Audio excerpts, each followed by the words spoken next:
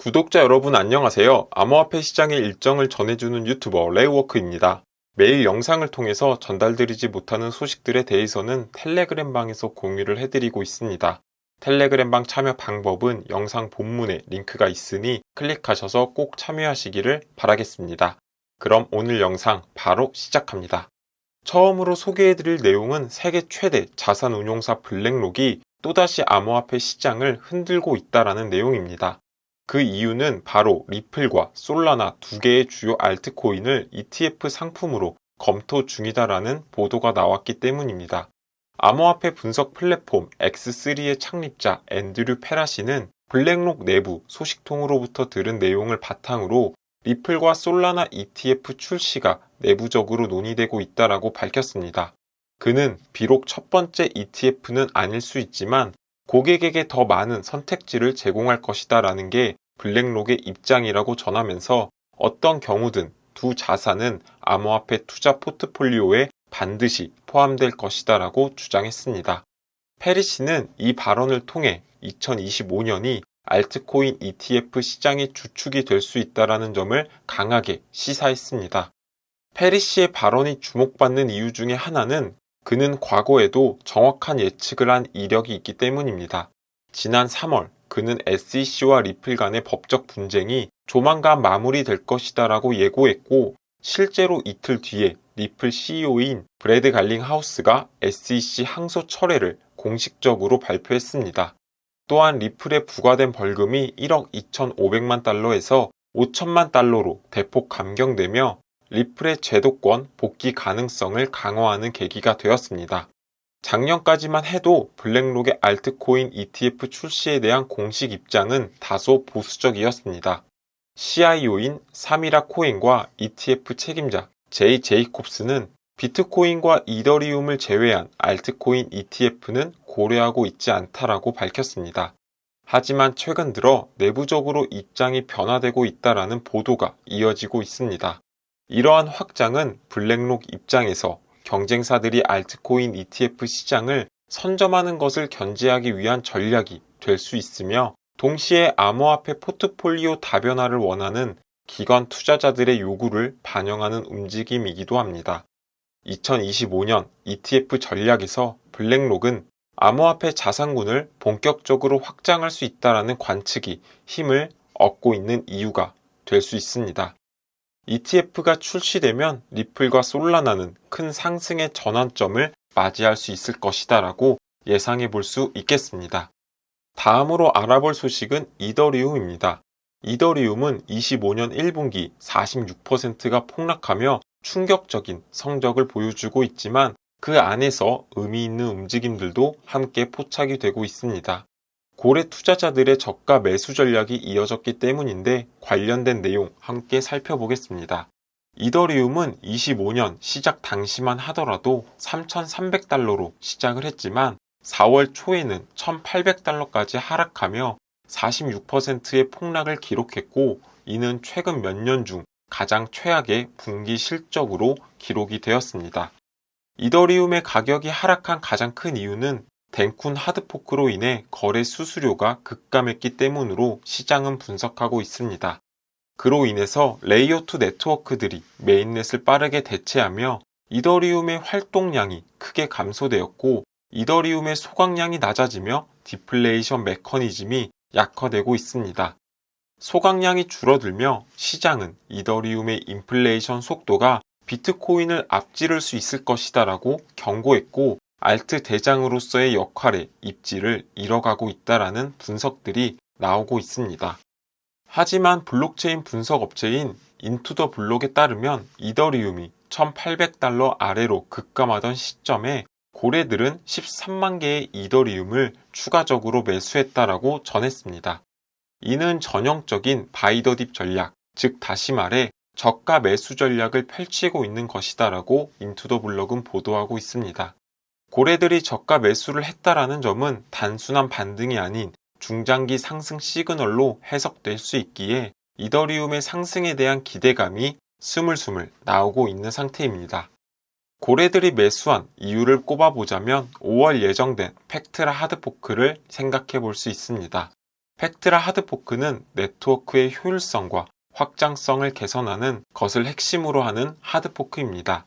만약 성공적으로 메인넷에 릴리즈될 경우 이더리움의 중장기 상승 모멘텀을 제공할 수 있을 것이다라는 기대감을 가져볼 수 있지 않을까 합니다. 시장은 냉정하지만 고래들의 움직임은 가격적인 방향을 나타내주는 척도가 되곤 합니다. 이더리움이 다시 한번 알트 대장으로서 반등할지 아니면 위기를 겪을지는 팩트라 하드포크 전후 시점에 따라 나뉘지 않을까 생각하기에 홀더분들께서는 해당 일정 꼭 참고하시기를 바라겠습니다. 다음으로 전해드릴 소식은 미국의 정치권에서 나온 중요한 소식입니다. 트럼프가 미국 내 암호화폐 규제 전담팀 구성을 지시하면서 암호화폐 정책에 대한 큰 변화를 예고하고 있습니다. 이 움직임이 왜 중요한지 그리고 가격에도 어떤 영향을 줄 수 있는지 함께 살펴보겠습니다. 해당 소식은 블룸버그의 보도를 통해서 공개가 되었고 전담팀은 미국 내 암호화폐의 현황에 대한 점검에 그치지 않고 연방 차원의 명확한 규제 정책 수립을 목표로 삼고 있다라고 보도가 되었습니다. 과거부터 트럼프 대통령은 암호화폐를 국가 전략 산업으로 육성하겠다라는 내용을 분명히 했습니다. 그리고 그 의지를 실행으로 옮기고자 하는 모습이며 현재 리플과 솔라나 등 미국발 코인들은 시장이 하락하고 있는 가운데에서도 상대적으로 낮은 하락을 보이며 투자 심리에도 반영이 되고 있습니다.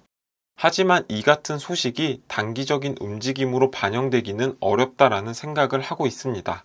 그 이유는 입법 절차를 생각했을 때 최소 6개월 이상이 소요되기 때문입니다. 하지만 정책 발표만으로도 신규 자본의 유입의 기회는 증대될 수 있고 트럼프의 예측할 수 없는 정책 방향은 암호화폐 시장에 다시 한번 큰 상승을 불러올 수 있기에 기대하고 지켜보시면 어떨까 생각합니다. 다음으로 전해드릴 소식 또한 트럼프와 관련된 내용입니다. 최근에 미국 증시뿐만 아니라 전 세계를 공포에 떨게 하는 트럼프의 보호무역 정책의 기조인 관세 정책이 강화될 조짐을 보이면서 금융시장이 다시 한번 긴장감이 고조되고 있습니다.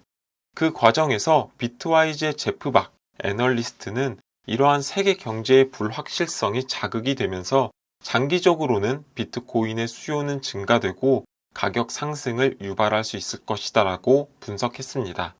제프 박은 법정화폐에 대한 신뢰가 무너지면 비트코인과 같은 대체 자산으로서의 전환이 본격화될 것이며 디지털 골드로서의 지위를 더욱더 확고히 할 수 있다라고 주장했습니다.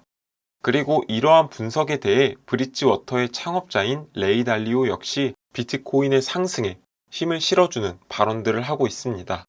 그는 관세는 결국 글로벌 정체 속 인플레이션, 즉 스태그플레이션을 초래할 수 있다라고 경고합니다. 그 근거로는 수입국에는 물가 상승의 압력을 유발하고 수출국에는 경기 침체를 유발해서 장기적으로는 세계 통화 체제의 전환까지 이끌 수 있다라고 언급하고 있습니다. 그리고 결국 이 같은 상황에서 안전 자산인 비트코인은 수요를 자극하는 촉매제가 될 수 있다라고 강조합니다. 결국 트럼프의 정책 기조인 보호무역 강화 속 인플레이션 리스크와 함께 금리 정책의 변화가 발생될 수 있다고 생각합니다.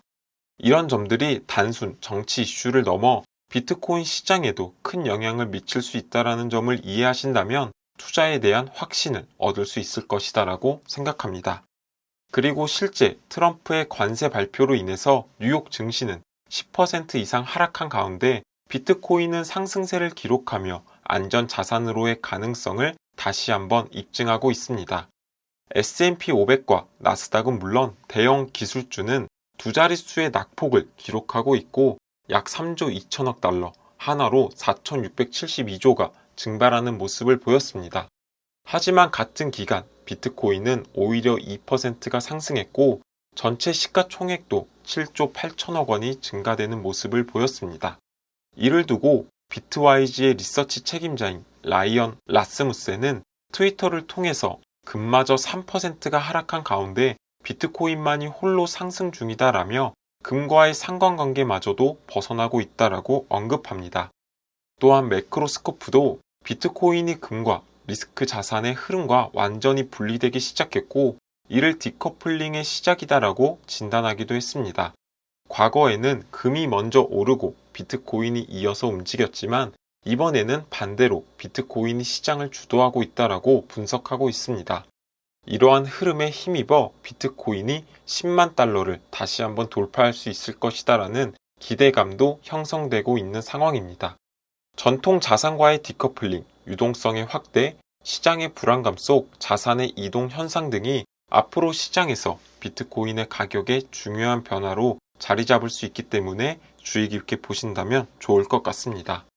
그리고 최근 암호화폐 시장이 조정을 받는 가운데 4월 4일 아크 인베스트는 하루 동안 83,157주의 코인베이스 주식을 매수하며 시장의 주목을 받고 있습니다. 매수 금액은 1,340만 달러로서 하나로 계산하면 194억 원입니다. 아크 인베스트는 자사의 대표 ETF인 ARKK, ARKW, ARKF 세 곳에 나눠서 매입을 진행했는데 그중 ARKF 내 코인베이스 비중을 9.4%로 강하게 늘리는 모습을 보였습니다. 아크 인베스트는 기본적으로 단일 종목 비중이 10%를 넘지 않도록 관리하고 있고 그 상한선까지 아크 인베스트가 코인베이스의 비중을 높인 부분은 큰 의미를 시사합니다. 최근 일주일간 코인베이스의 주가는 5% 정도 하락한 가운데 이번 매수를 두고 시장은 계속된 저가 매수로 해석하고 있습니다. 뿐만 아니라 최근 마이크로 스트레티지 또한 비트코인 보유량을 공격적으로 늘리고 있고 다양한 기관들의 저가 매수 전략이 앞으로 어떤 결과로 이어질지 기대해봐도 좋지 않을까 싶습니다. 또한 저희 같은 개미들도 기관들의 움직임을 보고 매수를 한다면 적어도 바닥은 아니겠지만 무릎 정도에는 매수하면서 중장기 포트폴리오를 구성해 나갈 수 있지 않을까 싶습니다. 오늘의 영상은 여기까지입니다. 투자에 있어서 큰 도움이 되셨으면 좋겠습니다. 해당 영상이 도움이 되셨다면 구독과 좋아요 버튼을 눌러주시고 다음 코인 분석 때 뵙도록 하겠습니다. 시청해 주셔서 감사합니다.